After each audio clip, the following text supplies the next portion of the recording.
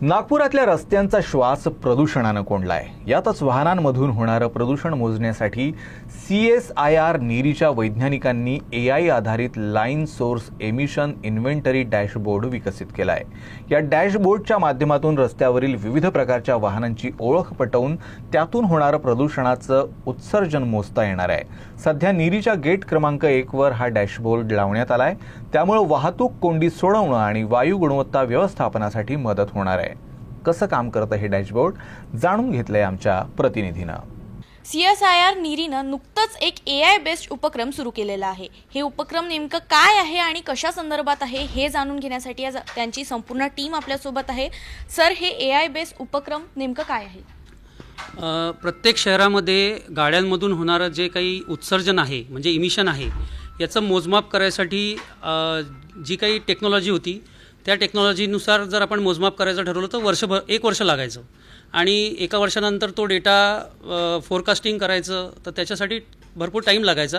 तर यासाठी आपण एक रिअल टाईम इमिशन डॅशबोर्ड बनवलेला आहे, जेणेकरून नागपूर शहरामध्ये किंवा कोणत्याही शहरामध्ये आपण जर हा इम्प्लिमेंट केला तर आपल्याला प्रत्येक रस्त्यावरून जे वाहन जात आहे त्या वाहनामुळे किती प्रदूषण होत आहे ते आपल्याला कळतं।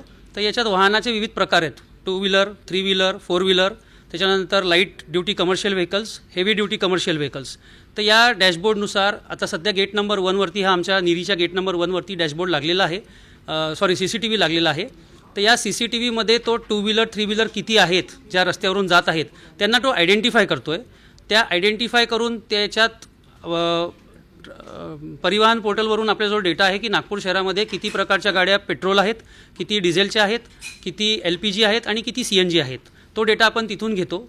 सोबतच नागपूरमध्ये किती गाड्या भारत स्टेज 1 इंजिन टेक्नॉलॉजीच्या आहेत ते भारत स्टेज 1, 2, 3, 4 आणि 6 हे आपल्याकडे सध्या भारतात उपलब्ध आहेत। तर याचा जो पर्सेंटेज आहे तो परिवहन पोर्टलवरून तो डाटा येतो आहे आणि आपण काढतो आहे की 2 व्हीलरमधून किती प्रमाणात प्रदूषण होत आहे। त्याच्यात आहे पार्टिक्युलेट मॅटर आहे, कार्बन मोनॉक्साईड आहे, नायट्रोजन ऑक्साईड आहे, त्याच्यानंतर पार्टिक्युलेट मॅटर आहे।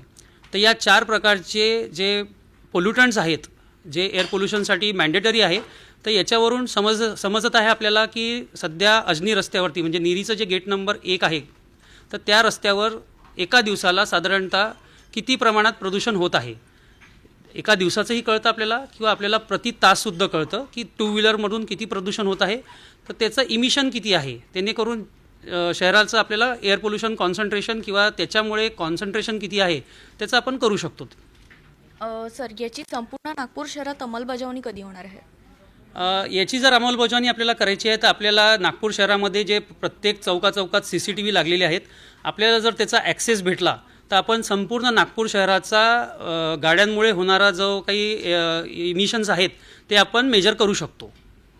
हा डॅशबोर्ड सामान्य नागरिकांसाठी उपलब्ध असेल ते हा डॅशबोर्ड बघू शकतील?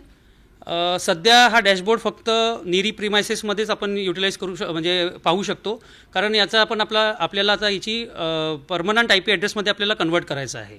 हा सध्या नीरीच्या नेटवर्कमध्येच आपण व्ह्यू करू शकतो। याला आता नेक्स्ट स्टेप आमची ही राहील की आम्ही याला एक परमनंट IP ॲड्रेस देऊन किंवा परमनंट वेबसाईट याला बनवून हा आपण नॉर्मल कोणी पण हा डॅशबोर्ड बघू शकते। मी एकता विलोंडे, कॅमेरामॅन व्यंकटेश नायडू सोबत UCN न्यूज नागपूर।